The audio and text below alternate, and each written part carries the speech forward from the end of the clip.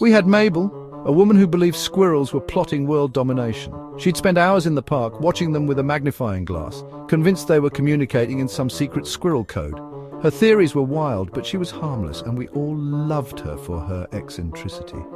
Then there was Big Mama, who could bench press a refrigerator. She was the strongest person in our town, always ready to lend a hand, whether it was moving furniture or lifting spirits. Her strength was legendary, and she had a heart of gold to match. And me, Bob, an accountant who always lost his socks in the dryer.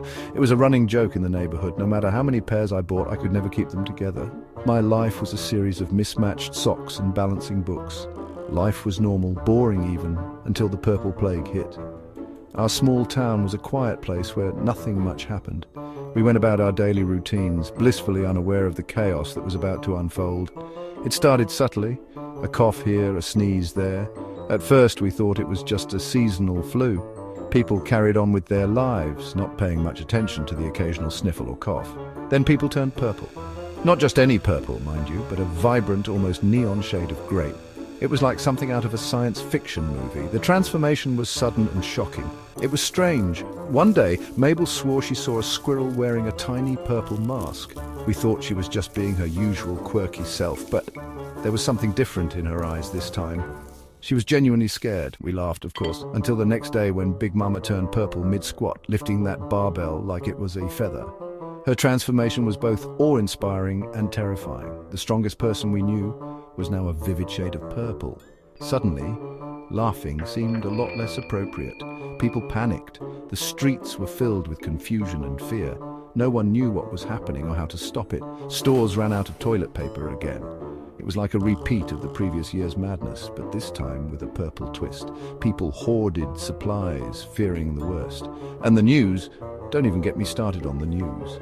Every channel was filled with reports of the Purple Plague.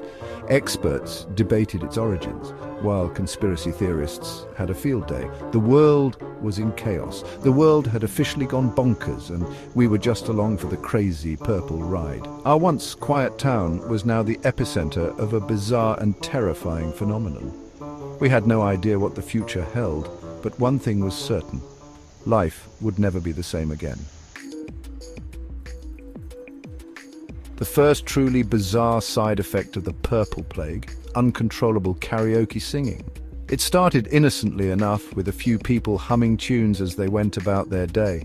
But soon it escalated into full-blown performances in the most unexpected places. And not just any karaoke. People were drawn to the cheesiest, most nostalgic songs from the 80s. It was as if the Purple Plague had unlocked a hidden jukebox in everyone's mind, and it was stuck on repeat. We're talking off-key, offbeat renditions of 80s pop songs. Imagine the worst karaoke performance you've ever heard, and then multiply it by 100. That was our daily reality. Imagine walking down the street, minding your own business, when suddenly, bam!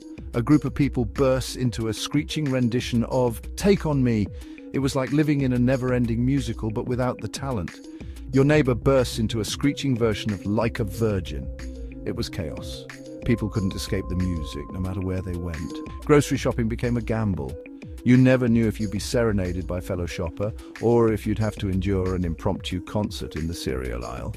Would you get the silent treatment, or a rousing chorus of We Are the Champions in the produce aisle? Nobody knew. It was a constant game of musical roulette. Big Mama, bless her soul, couldn't carry a tune in a bucket. But that didn't stop her. She sang with all her heart, and you had to admire her enthusiasm, even if your ears didn't appreciate it. She belted out Bon Jovi with the gusto of a stadium rocker, shaking the very foundation of our apartment building. Her voice echoed through the halls, a constant reminder of the Purple Plague's grip on our lives. I spent most of my days hiding in my apartment, earplugs firmly in place, praying for a swift end to this musical madness. The world had turned into a chaotic symphony of off-key notes and forgotten lyrics, and there was no escape. If the singing wasn't bad enough, then came the pigeon incident. Now, pigeons in the city are a dime a dozen. Annoying, yes, but generally harmless. Until the Purple Plague, that is. Suddenly, these feathered fiends developed an obsession with, wait for it, Toilets. Yes, toilets. Pigeons would swoop down, snatch up toilet plungers, rubber duckies, anything they could get their beaks on, and fly away. Theories abounded. Were they building nests, training for some sort of avian plumbing Olympics? Your guess was as good as mine. All I knew was a pigeon carrying a toilet brush is not something you want to see on your morning commute. Section 4. Mayor Mildred's unfortunate announcement. Mayor Mildred, a woman known for her sensible shoes and even more sensible speeches, was tasked with addressing the city. We huddled around our radios, hoping for words of comfort, guidance, anything. What we got was, well, let's just say it wasn't what we expected. Midway through her speech, outlining the city's plan to combat the plague, mostly involving hand sanitizer and avoiding eye contact with squirrels, Mayor Mildred paused. Her face contorted, her eyes bulged. And then it happened. She launched into a full-blown rendition of I Will Survive, complete with dramatic arm gestures and a hip wiggle that would make Elvis proud. That was it, the final straw. The world had officially gone bonkers. Section 5. So, the day the cats demanded tuna.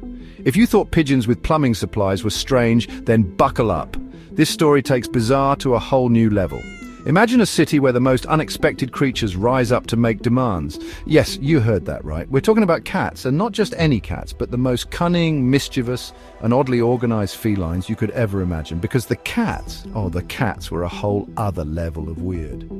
They weren't just content with their usual antics. No, they had a plan, a mission, and it was all centered around one thing: tuna. They became obsessed with tuna. Not just any tuna, mind you, but the expensive human-grade, packed-in olive oil kind. It was as if they had developed a taste for the finer things in life, and nothing else would satisfy their cravings. They'd sit outside grocery stores, these feline gangsters, demanding tuna in exchange for, well, not destroying the city.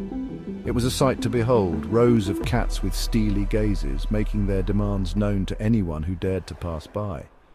It was like something out of a bad horror movie, only instead of bloodthirsty zombies, we had tuna-craving cats. They would knock over trash cans, scratch up cars, and generally cause mayhem if their demands weren't met.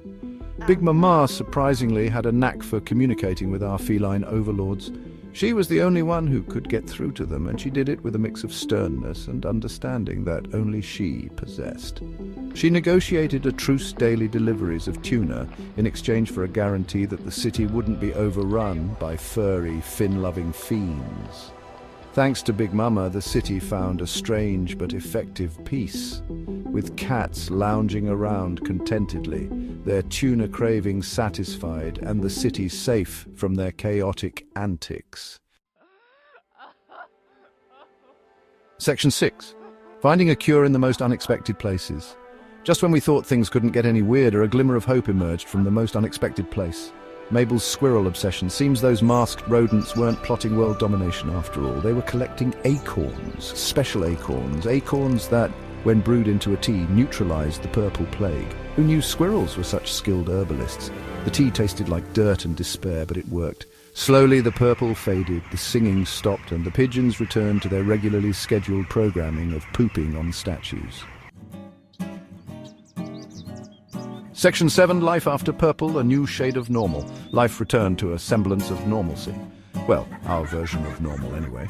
We still had Mabel and her squirrel conspiracies, Big Mama and her weightlifting prowess, and me still losing socks in the dryer. But something had changed. We had faced the purple abyss, the karaoke apocalypse, the great pigeon toilet paper caper, and emerged, well, if not unscathed, then at least not purple. We learned that even in the face of the ridiculous, the absurd, the downright bizarre, there's always room for a little laughter, and maybe, just maybe, a shared pot of squirrel-approved acorn tea. The end.